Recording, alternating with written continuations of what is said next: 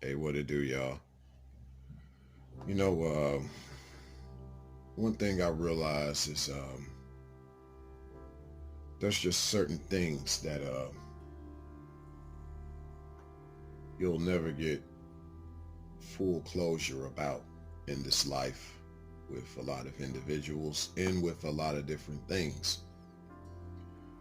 I remember when I first started listening to a lot of YouTube content a couple of years ago, and they had that famous statement about some females, and that statement was, she was never yours, it was just your turn.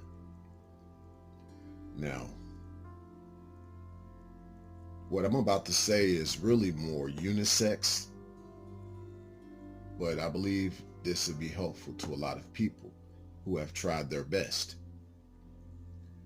What if I were to tell you that it was never your fault? So, um, I'm gonna try to keep this as unisex as possible, but yeah, it was just never your fault. If you get around a person who just takes everything out on you, all of their angers, frustrations, resentments, you seem to be the cause of all of their problems. It was never your fault. Sure, there's a lot of things that we wish that we could have done better with a lot of individuals, but that doesn't mean it was your fault. You would know if something was your fault right away, you know. But if you were just trying your best to do the right thing, but things just didn't turn out that way, it was not your fault, you know. Especially if you're trying your best to remedy the situation and it seems like as if the other person doesn't want any part of it. You know, even on my worst days with a lot of individuals, I am quick to still let my door be open for people to work on the remedy with me. I'm very big on that because I don't believe in holding grudges. I've never been that type of person. I've always been forgiving. That doesn't mean that I let people walk over me, but this also means that I'm just not a bitter person. I'm not a bitter person whatsoever. I can't go to sleep knowing that I'm upset with people. Of course, in this life, I have to go to sleep knowing that some people will be upset with me for whatever reason.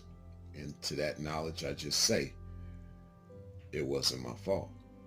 No matter how hard I try, the person was still upset, even though you tried your best with them. A lot of times they're used to people coming up short with them.